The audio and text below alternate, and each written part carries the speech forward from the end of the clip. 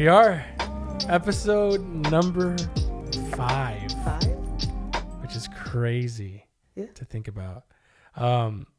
We are out here with a brand new setup. We're trying. Brand new setup. If you can't tell, we are having a new setup. We have moved from the dining room area to be in the studio. Yeah. New studio, actually. This isn't even the original studio. No, this is the guest room. Yeah, so this is a guest room now turned studio, and now the other studio will be turned guest room. Yeah, something like that. But we want to try something out. We have a really cool makeshift setup on the other side of this camera that Xiomi did, which is super cool. We tried. And do you like my strawberry table? Yes, her strawberry table. I fought hard for it. Yeah, so new setup, guys. Exciting things on the horizon. Some guests joining the podcast very soon. It's going to be great. So we are excited to keep this thing going. Yeah. Episode 5, we're going strong. Yeah. Appreciate all the love, all the support, watching on YouTube, watching on Spotify, listening on Apple Music. Just awesome. Yeah. But today we got something interesting. I mean, everything's interesting here at the Oyuda household and with Coffee with Friends. But yeah, what you don't know is that the other side of this door is a disaster. Oh my gosh, guys. It is an absolute disaster. It is so bad. It's a mess. It makes me kind of anxious. It really does. I hate clutter, and it is a war zone out there. But we did a lot of just readjusting. We're trying. Get the setup. Yeah. You'll be seeing some new stuff added as we're figuring this out. But anyway, let's jump right into it. Today we're going to be talking about a topic that a lot of people have been struggling with, dealing with in this season. Mm-hmm. These past couple episodes, we've kind of shared more so our experience with things and have shared our thoughts on, lamenting and mental health. I love you, please stay. Vision behind why we're doing this. We want to start really going into some questions that the public are asking, or just questions that we see people in our community dealing with. Yes. And give just some practical insight. Yes. And today we'll be talking about transition. Is water wet? Yeah, we don't want to go there. Okay.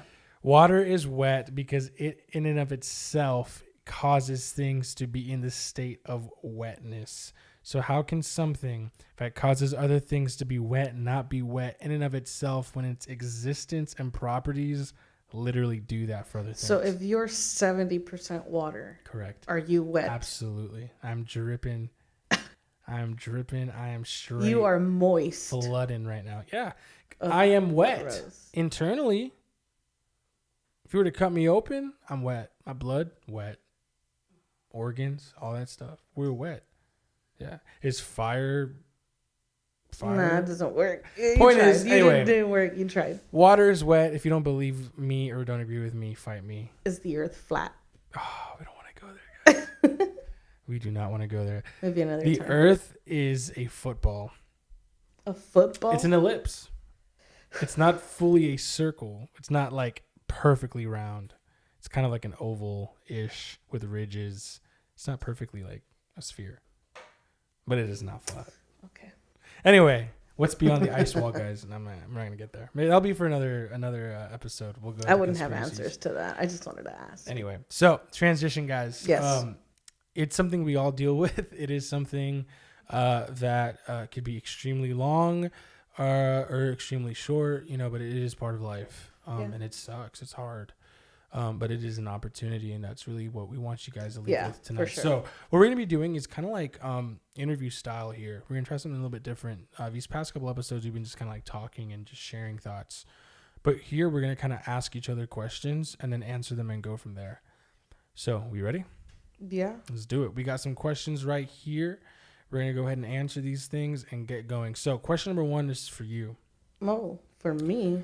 How have you navigated and are currently navigating transition in your life? That's not a simple question.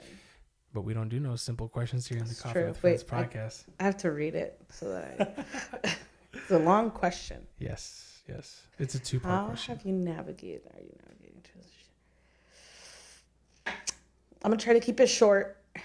That just means it's still not gonna be short. How have I navigated? I think not very well. I've not done a very good job of navigating transition. I think now I'm a lot better, but if you were going to take it from like even just from when we met, there was a lot of transition in that moment. I quit my job. I met you. I moved out for the first time. Yeah, you did. Within like the span That's a of lot. 4 months or something like that. None of that went well except for my job. That's probably the only good part about that. Outside of that, it was hard. Moved out of my parents' house. Lived out of my parents' house. December, January, February, March, April. 5 months. I didn't even make it 6 months out of my parents' house. Moved back home in April. Then we broke up. Yeah. And then that was another transition. Back home and single.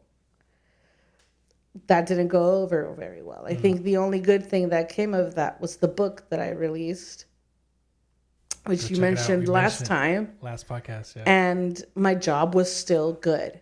Yeah. I think that was very constant in that season of my life was my job. I had a really good job with some really good bosses and really good people around me that really helped me navigate this transition into like back to being single and back to being home.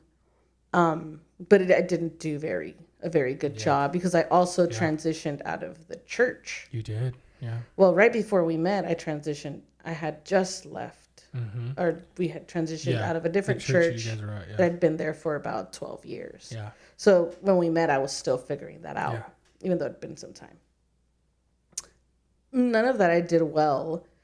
And the only consistent thing was my job, my family, and I still loved God. I mean, I still wanted to be near him and close to him. Wasn't doing a very good job. Yeah. So how I navigated that, not well. I did a lot of things. I spent a lot of time. I wasted a lot of time. I wasted a lot of money. I wasn't like solely focused on a goal. I was just kind of like in the air. Like cruising. Yeah. I was just like doing things. I didn't really have anything I was working towards. And I mean, I was around a lot of people who also were in that same space. Yeah. So it doesn't really motivate you to pursue anything outside of that. Like you're just out, you're having fun. I was young, but I was like in my mid 20s. I was 25, 26. Yeah. And so like I was just doing nothing. I was doing nothing. Then I moved to Houston, and then pandemic happened. I lost my job for everybody. Yeah, lost my job. Moved to Houston mid-pandemic, so I left my friends, my family, and I started EMT school. And Which not a lot of people know that. This is true. It's not a well-known fact. Started a job at Amazon. Lived alone in Houston. Oh, I had a roommate, but like I didn't do that very well either. I like just spent a lot of time watching TV and eating. Didn't go to church. Wasn't connected anywhere. And I just had you. And you would come over and you'd play video games. Play Warzone, peak Warzone 2020. Didn't handle that well either. Then we got married. And then we moved here. That's a big one. And that also didn't go well. I also didn't do that very well. That was tough. It was hard. We would go days we lived in the same house, and we maybe didn't. There was like days that we didn't talk. And we would just like Yeah. We were just trying to get to the next day. Yeah. Really. I think we were both struggling with that Oh yeah, transition at the definitely. time. Absolutely. I had different struggles than he did. Yeah. Um, I came here, I didn't have a job, I didn't have anything. I just had Sam.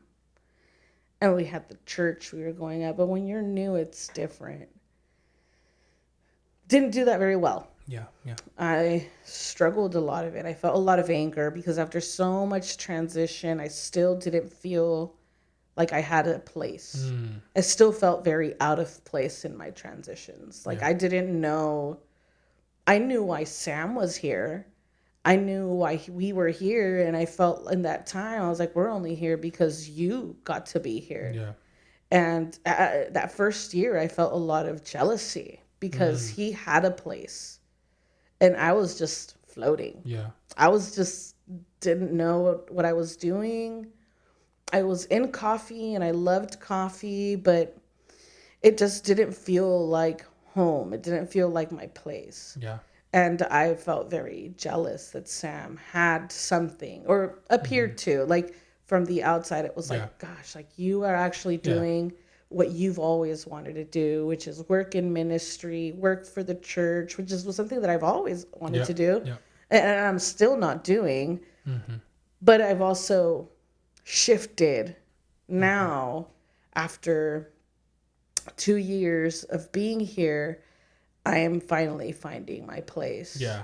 Yeah. And that just took a lot of inward looking. Like I had to really look within myself and okay, like I want to work for the church. As of now, not really the reality or something that is possible. Yeah. But why? Why do I want to work in the church so badly? Like what about that is so attractive to me? Outside of like I lead worship, like outside of all of these things, like why do I really want to? And at the end of it all is like I just love serving people. Yeah. It's why I love the service industry. It's why I think it's so fun and it's exciting. It's because it's knowing people and learning people and having regulars and serving people and them leaving having a brilliant experience, whether it's just a latte or whatever it was. Yeah. I felt like I could make even a simple difference. Yeah.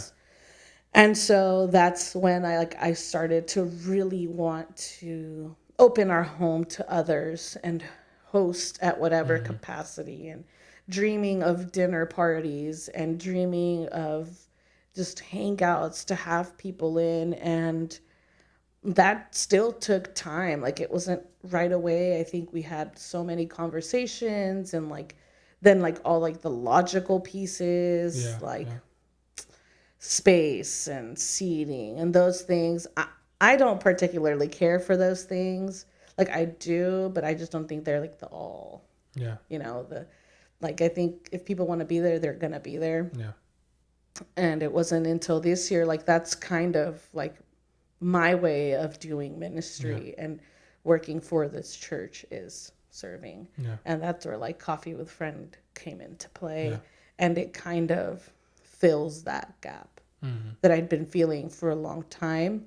And knowing that I've always wanted to work in the church, not being able to, but finding a way to still serve my community and the people that I love and enjoy and the people they love, and bringing that and creating that space into something bigger than what I wanted it to be. And so I think for many years I handled transition, I thought doing a good job, but spent most of it not doing anything, not appreciating the time, not appreciating what I could have learned, and just kind of squandered it. Yeah. And now, in hindsight, I can see the things that I've learned, and I'm using them now to do what I'm doing. Yeah. And so I wasn't handling it well then. I'm looking at it through a different lens now, into the lens of like what I truly desire for myself. And while I'm not where I want to be, like I don't think a lot of us are. I'm not like where I exactly want to be, but I can use the space I'm in and still do what I want to do, regardless of where I want to be. I think where everyone is Yeah. at, or where everyone, what everyone feels, and kind of how people react to transition is kind of Yeah. the same way. Obviously, everyone's different and Yeah. it looks different, but Yeah. I think what you just explained and taking us into your relationship Yeah. with it is pretty much the end all be all for a lot of us.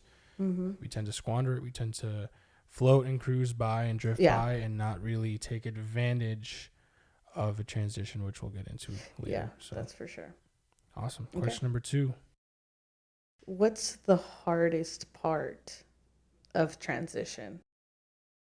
Again, obviously these are going to be, everyone has their own Right. answer, but I think there's a universal truth that we all share. I think for me, when I think of what's the hardest part, what's been the hardest part about transition is obviously transition in and of itself is leaving from one state to another, being like in one place, being one thing, and completely moving from that into the unknown. For me, the biggest, like the hardest thing is the fear of the unknown. I think that's what's the hardest for me, and I hate that. Yeah. I want to know what's in front of me. Yeah. I want to know what's happening. Yeah. I want to have a plan. So when I don't see that, when there's a fog, when there's thin ice, and I'm not sure, the fear of the unknown is the hardest part for me when it comes to transition. Yeah. I think practically, obviously, it's what's hard too is again, leaving friends, family, or the job you had, whatever, like leaving from that place, that state you were in, and going to another state, turning from a liquid to a gas to a solid, whatever. Like when you're changing from one to this, A to B, that's hard. Change is hard. We don't like it. We're humans. We're creatures of habit. So I think for me personally, it's the fear of the unknown. But I think if we were to encompass it in an umbrella that humans and the human condition can all agree with, is I think of just the changing from being in one state to another, the losing of things, friends, family, job, security. Sure.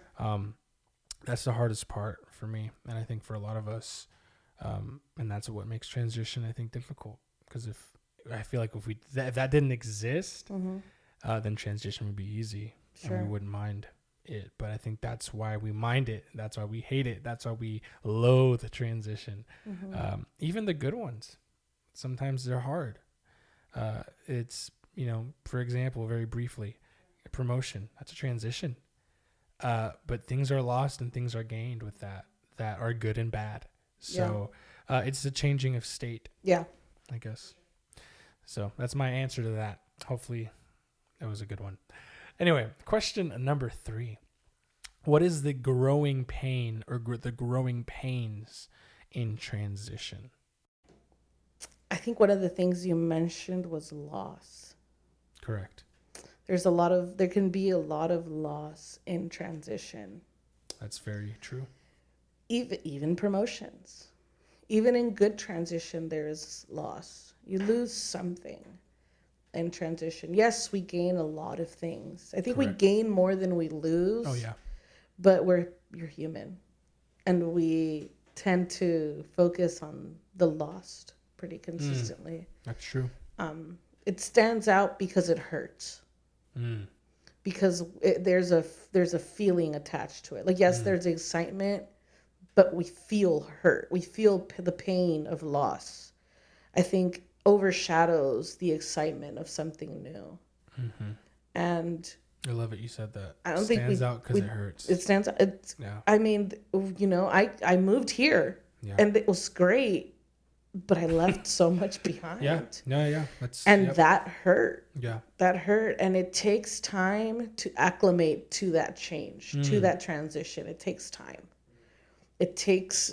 Could be days, months. For me, it took years. It took me a while.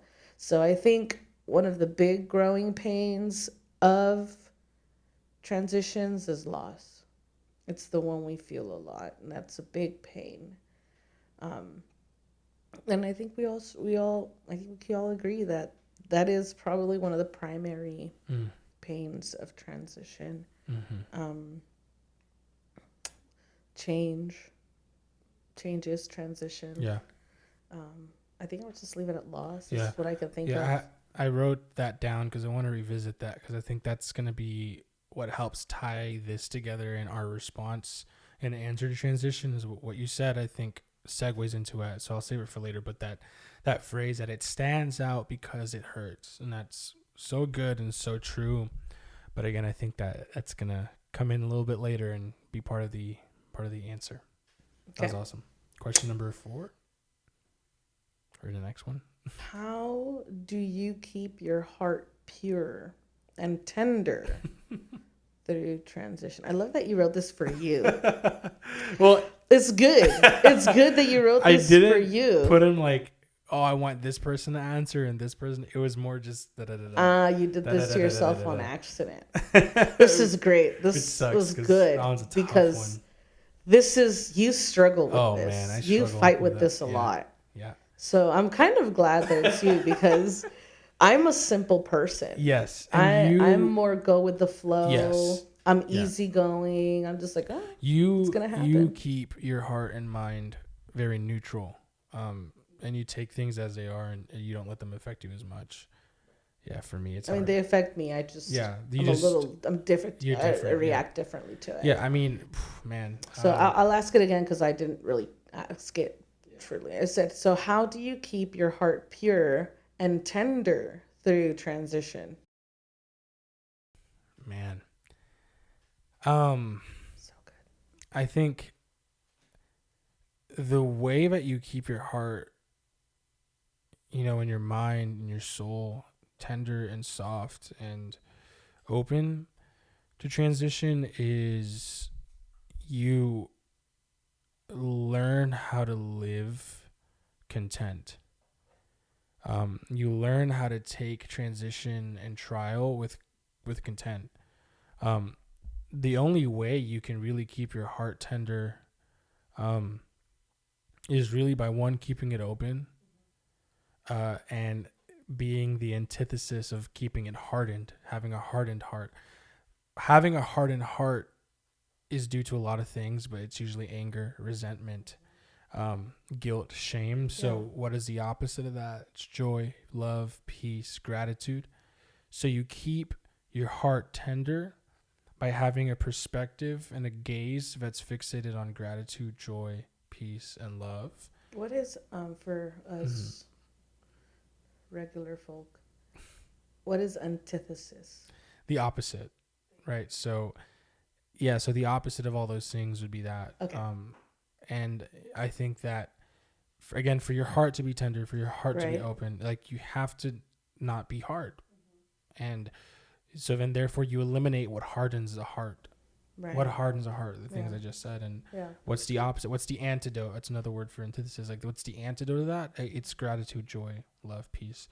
So how do you do that with transition? Well, it's looking at the transition and not looking at it as loss, as a trial, as suffering, but to look at it as an opportunity and to be grateful and thankful that you're going through it for something. The best person I can attribute that to, the best story, which I won't get into because that in and of itself is a whole pod. Job, man, whew, gosh, that's a good guy. You are content and you know who God is and you know that he's faithful. Yeah, that is how you keep your heart tender and pure, in my opinion. It's a tough one and it's a hard one for me. Let's hard for me. I want to ask another question. Go for it. What of those? Okay, I think that's a great answer. I think it's a great answer for chosen transition. Wow. What of those transitions we don't choose? Wow. Great question.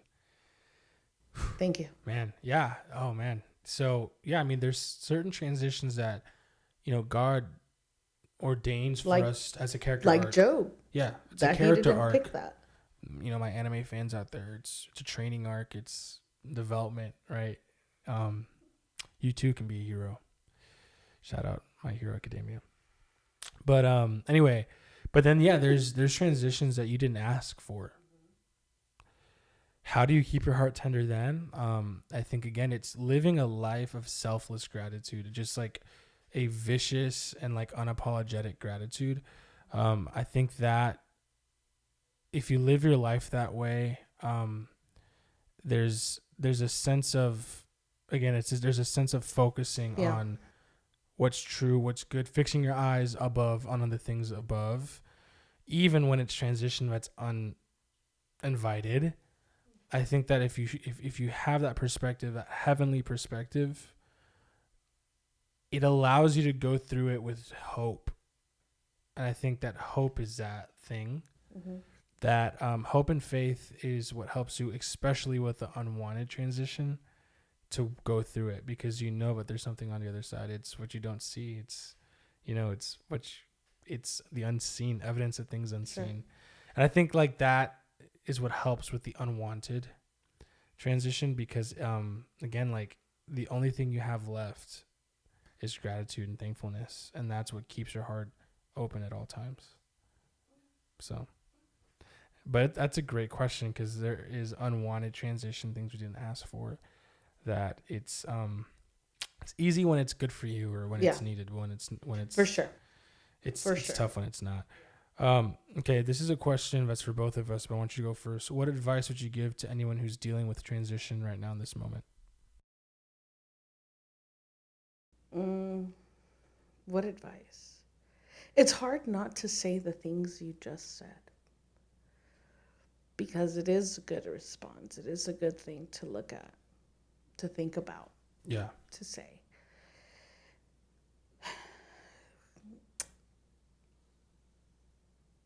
It's like this. It's what they tell you when you're swimming in the ocean. Mm-hmm. And the current. You hit the current. Yeah. And they tell you just to let the current carry you, and like not to fight the current, riptide, or you'll drown. Yeah. I'll tell you that. Do that. Just go with it. Go with it. Embrace it. It's going to be hard. There's no real answer to this. But that's what I do. That I can only speak from what I do. And I just let it go. Like, I just surrender that. Like, I'm like, okay, I can't fight it because it's inevitable. It's gonna happen. And the more I fight it, the only one that loses is me. Wow. I'm the only one that loses there. If I start to fight it, I'm gonna get tired, and what's gonna happen? It's gonna carry me anyway. Yeah. At the end, it doesn't matter how much you do. It would have to be like a drastic something for you to like go against that transition, but it would just carry you into another transition. You regress. Yeah. And so, you can fight it for as long as you want, but at the end of the day, that transition is going to carry out through the end. And the only thing that you'd have lost is time, energy, strength. You'd lost hope, faith, joy. You'd be lost in a hardened heart when you can just let it, in the words of Elsa herself, let it go. You just, that's,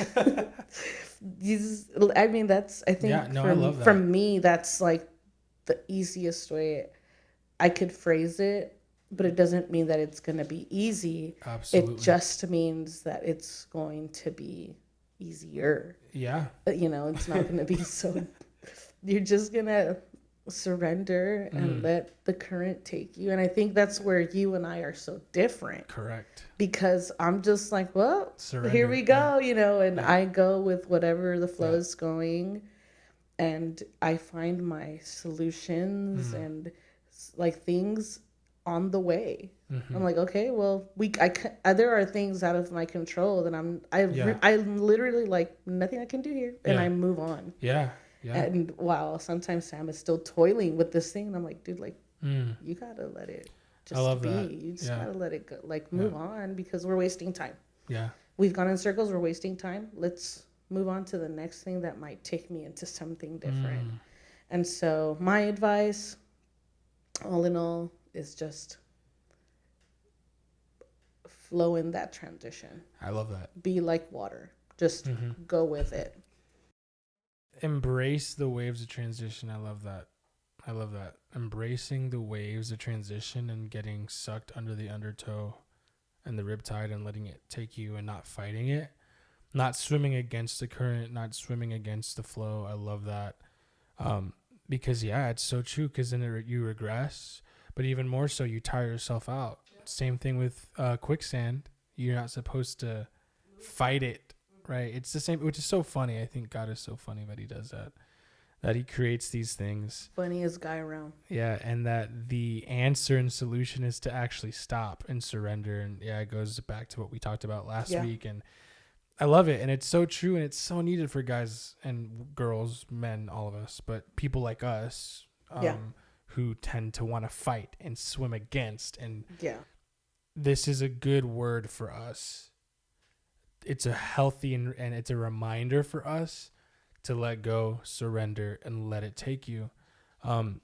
Because it's funny, and we see it in movies when people get shipwrecked and then they get on a little piece of wood and then days later they float onto an island. Yeah. And it's funny because, they were knocked out or they fell asleep and then they woke up there. I would love, if that were me, I would love that to be the case rather than me being like Life of Pi and I'm on here like building a raft and trying to figure it out. Yeah. I'd rather be knocked out and wake up on the shore. Yeah. And I think that's the way we need to view transition, in that sense of like, just let it knock you out and show up on the shore when it's time. So I love that. The embrace the waves of transition. Like, I love that. Cause again, for us, people like us, maybe you relate, who's watching or listening. If you're like me, who doesn't like that, it's a timely word for us, cause sometimes we can do more, damage. What I will say, interestingly enough, is my answer won't be the typical answer of like the fight and toil. I think it can apply to other things, but I think for transition, I agree. I think it's, you don't fight it. Don't try to find the answer. Don't try to get out early. That's the other thing. Yeah. Don't get out early. It's funny. There's a saying that my grandpa always told me. It's in Spanish. No quemas etapa, which means essentially don't burn through a season. Don't burn through a phase. Don't burn through a season. Like, just let it happen and don't try to rush it. And I found myself doing that a lot. I love rushing things and jumping. And I think that would be my advice, is don't jump this season. Don't try to like double hop. Yeah. The transition, because again, I think you do more harm. You regress, you tire yourself out. Because the thing is, here's a funny part. Once you pass a transition, guess what? Another coming. Another one. Yeah. And you need all the strength and mental fortitude and spiritual fortitude to be ready to attack that. So yeah. Yeah. And I had two thoughts while you were talking about trying to rush through a transition can bring you to a state of burnout. Mm-hmm. And that could be for another time. We're going to be talking about that. I think that trying and fighting and toiling through a transition into your next one and trying to skip things, it could bring you into a place of burnout and not wanting to do anything at all. Yeah. Yeah. Absolutely. The other thought I had was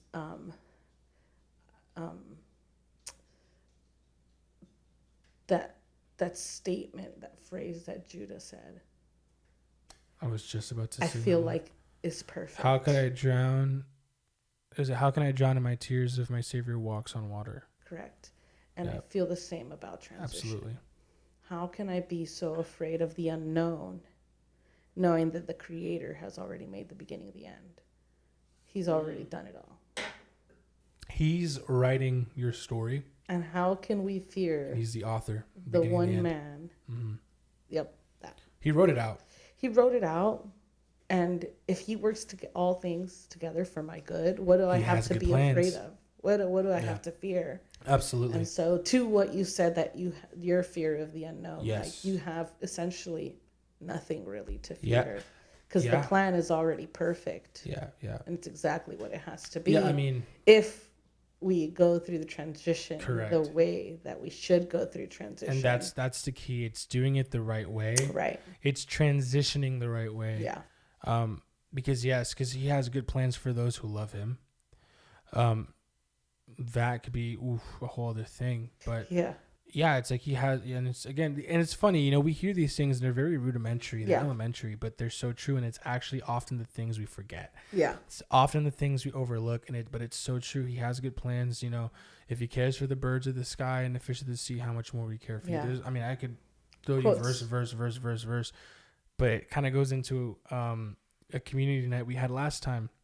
About, again, and I think we shared this in the pod too, about the whole, you can believe it with your lips but not with your heart. And I think there's a big it's a big indicator of I don't know, it's just, there's just so much there. But what I really, so, I mean, that's great. The other thing I had, so it's funny you said that about, you know, the quote Judah had. The image that I had right now as we were talking, that I don't think most people would use it for transition, but I'm going to use it for transition because I think there's a facet of that maybe we're missing. But Jesus on the boat in the Sea of Galilee with the disciples. We often use that example to talk about fear. And, you know, there's a storm around. He's our firm foundation, you know. But I would actually go as far to say that I think that applies with transition too. Like, the disciples were running around with their heads cut off, freaking out, tripping about the storm, and Jesus was what? Sleeping, resting. Yeah. The storm all around. Yeah. And that's transition. It's a storm all around. And you have two choices. You can be like the disciples, you can be like Jesus. Even further, you can be like Peter, or you can be like Jesus. You could walk on the water and drown. And what's funny is he'll always pick you up, or you could have that faith and keep going. But I think it's like that image of the storm and, you know, in the Sea of Galilee, and Jesus just resting and just taking it easy and not being fazed by the unknown that was outside that boat. I think it's a callback. It's a reminder for us to navigate transition the same way. But I mean, to even think about, when did Peter start to sink into the water? It's when his gaze left. Which segues perfectly into Jesus. So that segues perfectly into now kind of like our practical takeaways. You are for transition and dealing with it in the antithesis, the antithesi. I think that's the plural or whatever. The opposite of this. Yeah. And it's one, I want to harken back to what you said before about it stands out because it hurts. When you said that, the first thing that popped up to my head is it stands out because it hurts, because it's a perspective problem. It is a POV issue. The reason why is because we focus on the hurt. Yeah. This also harkens back to a podcast we did. I don't remember which one, but it was the one where we were talking and I was saying, you know, keeping your eyes on the issue and how it robs you from keeping your eyes on him. And that elevates your sin, that elevates your pain, right? I think it was the first one. So it's a perspective thing. Sure.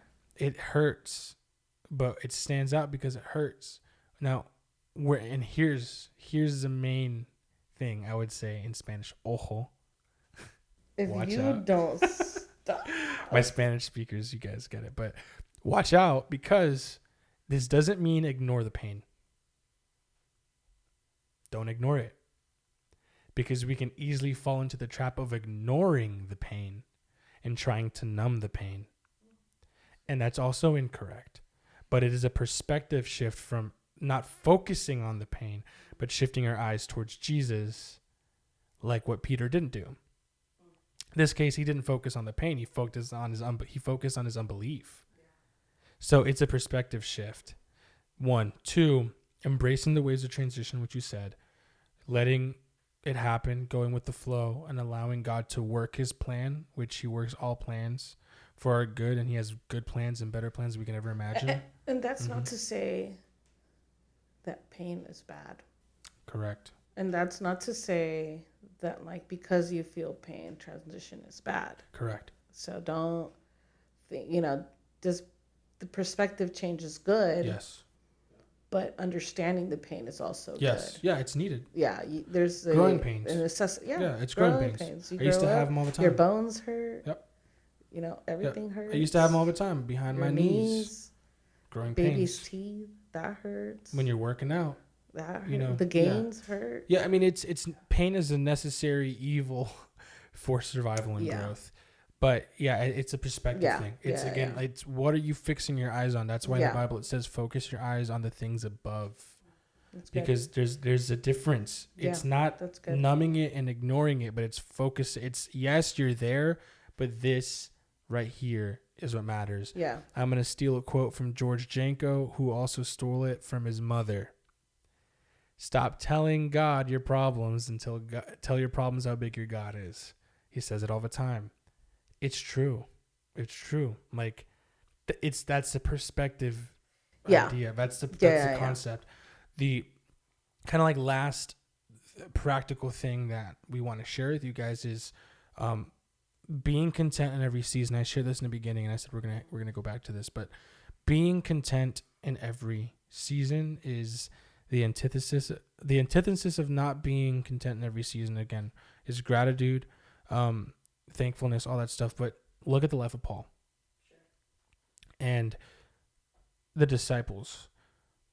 They mastered this, being content in every season, dealing with a thorn in your side. Paul said it. Being content in every season. And by the way, these guys, we think our problems are tough. We're not being persecuted. We're not being martyred yet. But these guys were, and they were content. These guys were in jail, and they were content. They worshiped. And then, of course, walls fell, chains fell. But they mastered this concept of being content in every season, and their life sucked. Yeah. But I think that's a big key of the being content and learning how to be content in every season, which isn't easy. But if we have the perspective shift, right, if we have the embracing of the waves of transition, those things help us be content in each season and take that and then not look at transition as a crutch, but as an opportunity. So that's kind of like the last thing, practical takeaway that I wanted us to kind of share, because again, I think that all this is great. I'm just gonna be honest, right? Like I was having a conversation with a gentleman today, and I told him the same thing. It's like, you can hear great stuff. You can turn this off and listen to people who are way smarter than us, way more equipped, and they can give you the best sermons, the best 5 steps to whatever. But at the end of the day, none of that really matters. Because when push comes to shove, like all that goes out the door. We see this a lot when people are drowning. It's really interesting. When people are drowning and a lifeguard comes in to save them, all reason, all knowledge goes out the door. A sane, mature, smart human being, the lifeguard jumps in, you listen to what they say, you do what they ask, you hold the little life thingy, the little floaty thing, you let them take you and swim you over to the shore of the boat. What happens in those moments? Tunnel vision. All that goes out the window. They start grabbing the person, drowning them because they're trying to float and they're trying to survive, and they push the lifeguard down. They start panicking because you're in survival mode and you're in fear mode. And that's what happens very often when people are drowning and a lifeguard goes to save them. Usually they end up pulling them down, not listening to what they're saying. They're freaking out, and they're always like, calm down, calm down, calm down. Listen to the sound of my voice. Because what happens? Panic strikes, fear strikes, survival mode. Why am I using that example? Because you could hear all this stuff. You can read all the books. You can read all the scripture. You can hear all the seminars. But when you're in it, a lot of that goes out the window, and you're stuck with figuring it out. And what happens is, again, what's in your heart, what's in your mouth. Is it a truth that coming from your mouth, or a truth that has been internalized in your heart and has been made flesh and something that you can actually apply to your life? And that's really the whole point of this. How can we apply this in our life the right way every time. It's hard though.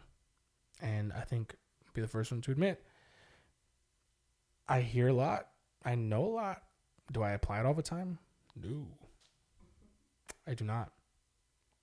And I think that's just the truth. And I think we want to preface that with these conversations. Is there anything you wanted to say on that?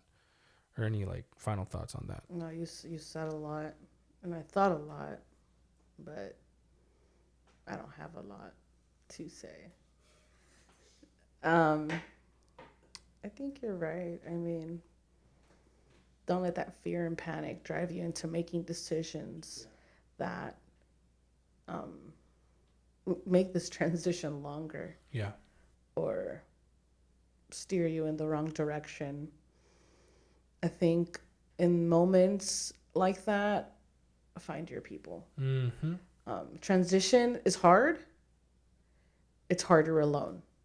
Absolutely. And so find your people, find your community, find someone, find people who can hold you accountable, people who will listen to you when you're struggling or thinking, or when you need prayer especially. Don't be afraid to ask for prayer. It is crazy, I think, how hard it has been for me to ask for prayer. I can imagine it's hard for others. So yeah, I would say find community, find people who will hold you through this, pray with you through this, and sit with you. Yeah. Even if it's to do nothing. But transition is hard. It's harder alone. Don't do it alone. Yeah. Don't do it by yourself. Everybody is transitioning into something, so everybody understands everybody. Absolutely. And that would be probably my final thought, is to don't do it alone, because alone is harder. I love that you ended with that, because that was, if you weren't going to say that, I was going to make sure to say it, because it's okay. You weren't going to say it. It's okay. No, because I wanted to end off with that, with community, because we always go back to that. We've been trying to go back to that every podcast. Like, it's about community. It's who you're with. It's who you're around. Surround yourself with people. Again, look at Job. His friends are not the people you want in your life. You want people that are going to point you to Christ, point you to hope, point you to faith, and know that we're praying for you guys and we're here for y'all. And like Xiomi said, hop in community and find the right people. Yeah. Because it won't eliminate transition, but it'll make it so much easier. So those are our thoughts on transition, navigating it, dealing with it, and what we believe are some practical and applicable things to your life if you are struggling or dealing with transition. With that being said, we appreciate y'all. Next episode will be a special one, and we cannot wait to see y'all there. So hit us with the outro. Oh my goodness. Have fun. Have fun. Go live your best life. Go live not your life, your best life. That's a new one. And? I always say best life. No, you don't. Yes, I do. Go back and listen to it. Go live your best life. Oh, wait, you're right. Wow. That's true. Go live your best life. You ruined my whole outro. No, run it back. And go get coffee with friends. And go get coffee with friends. We will see y'all in episode 6. Take it easy. Love you guys.